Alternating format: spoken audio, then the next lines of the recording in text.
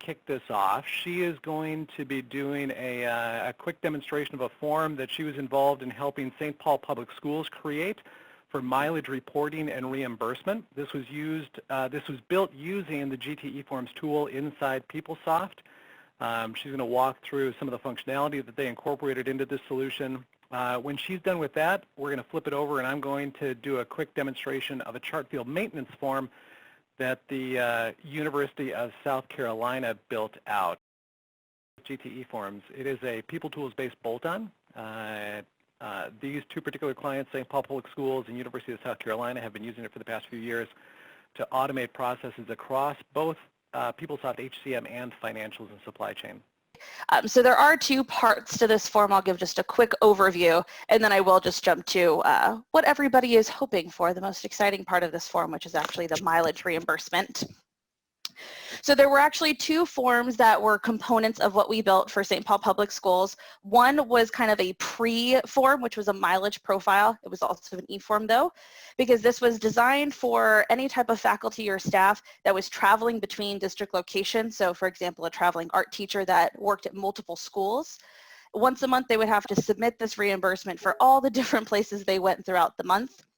So to make it a little easier for them, we did create a mileage profile for them where they were allowed to put what their usual starting location was, so what kind of was the main campus that they were always traveling from.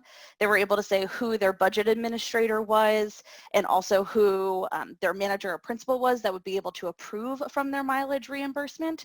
And then also we're able to set up 3 budget codes so that way we can split all of this mileage time. So I won't show that mileage profile. It's a very basic form, has a lot of fun stuff with it, but this video is available on our YouTube site. So if you did want to go and see the mileage profile form in action, you can certainly do that. But the mileage reimbursement is really the meat of where we're getting into it.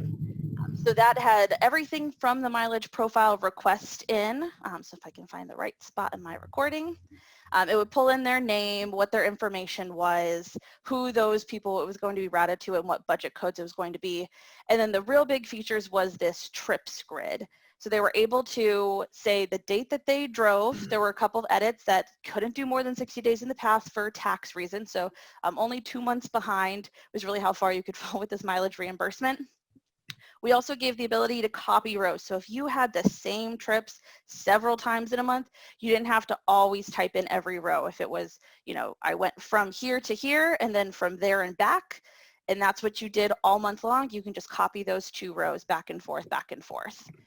That from and to locations, you're going to see we gave options where you could just select a preloaded district location. So if you're always just going from district locations, you could do that.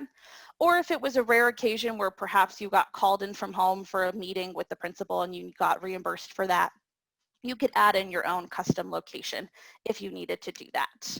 And then the best part of it, as it's coming up, is we integrated all of this with Google Maps. So as you put in this from and to location, we did an auto calculation where it said how far that trip was for you. And we also gave you this view link because what we were pulling from with Google Maps was just what the fastest route was.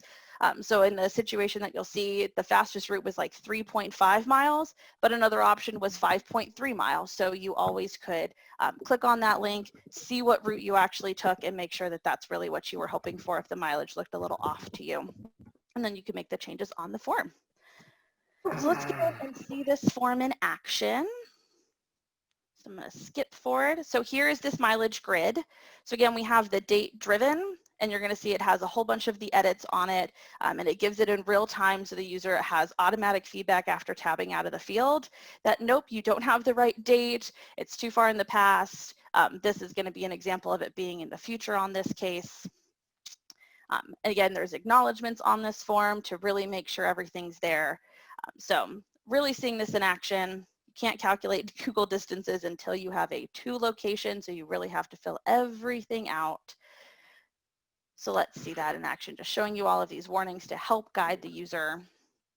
So here's that to location. So here's the list of all of the district sites. So you're able just to conveniently select one and it will already have all of the address information that is necessary. Now when you do it, there's the magic. You can click View Maps and it will open in a new window.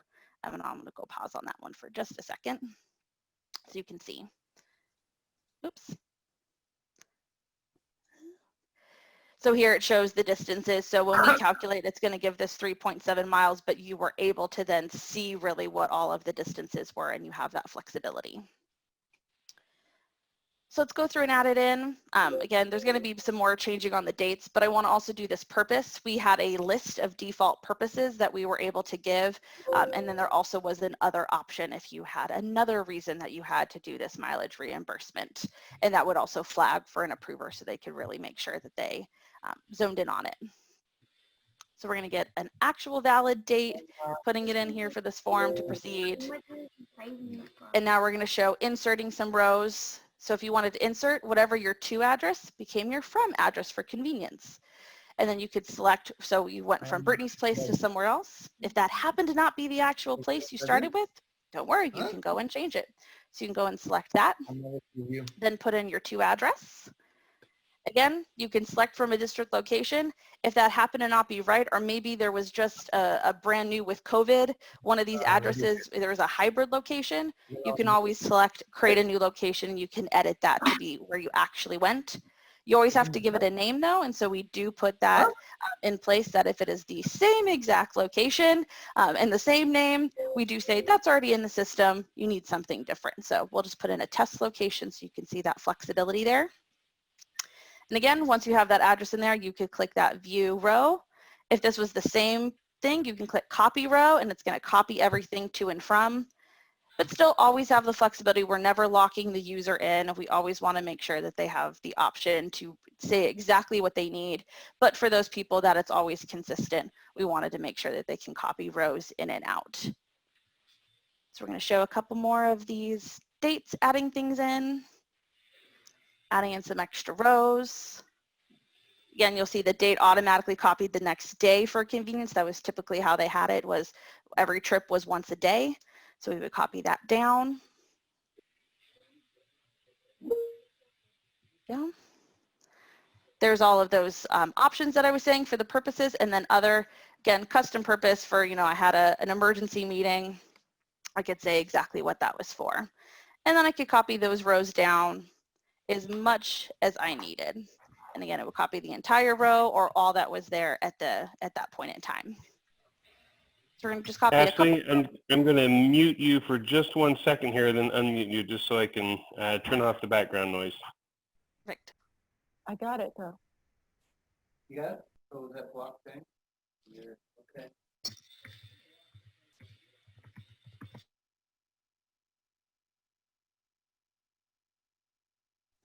Okay. Thank you for that. All right, so we're almost at the point to show the fantastic calculation. So we've put everything in that we need. We've got our purposes all filled out. Every line has a to and from. So when we do calculate Google distances, it will make sure that you're ready to calculate. We're trying to only do that call once. So if I am ready, I will calculate it and it will take a second and then it will add in all of that mileage. So you'll see for each row, it blanks everything out so you can't make changes. You can still view the map though and see what we pulled in, but you see that actual distance column there. Oh no, I didn't mean to click there. You can see the actual distances column. So again, if you happen to not have taken a different route and you wanted to do that, you are able to go in. So see 3.7 is what we pulled in, but you want to say that's what you did. You're able to go and change that mileage and then it will auto calculate your total mileages and your total amount down below. So that's pretty much the bulk of showing you the fantasticness that we were able to build with GT eForms. So I'll pause there unless anybody has any questions and make sure that I save time for you, Scott. Awesome. Thank you, Ashley. I'm going to go ahead and if you want to stop sharing, and I'll go ahead and do a quick run through here. Okay. There we go. And just as a point of reference, we're showing these as examples of forms that can be created using GT eForms. So even though these might not be use cases that would be immediately relevant to you, just keeping in mind the different things that you can do, incorporating grids, incorporating edits and validations, calculations, pre-population, exercising conditional behavior inside your forms in terms of how they behave, how they display, under what conditions to what users, doing what tasks. This, again, is a Chartfield maintenance form that University of South Carolina created. We helped them with this.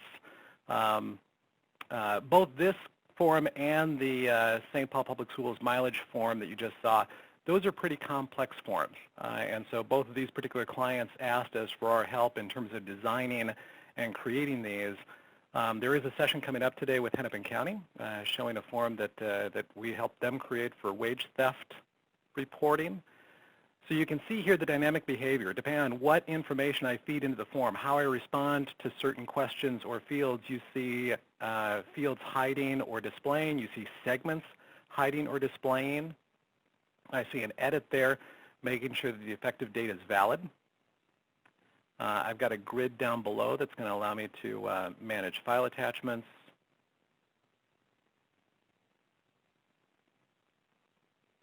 This form actually allows for the university's controller's office to not only empower managers to create new chart fields, but modify chart fields and create new fund codes, project codes. And one of the really cool things that you're going to see here is when we start flipping some of these buttons. So new fund code is going to open up a new segment below to reflect some fields that are going to be required for gathering the code information to establish the new funds. Again, we're validating to make sure that the information that the user enters is correct and compliant. Based on the fund type that I choose, I'm also going to see some changes down here below and where I'm taken once I navigate past this page. If I click on a fund type E and I go to next, I see this page with all of these sliders. I see some instructional text, and then I need to respond to these different questions related to the description of that particular fund type.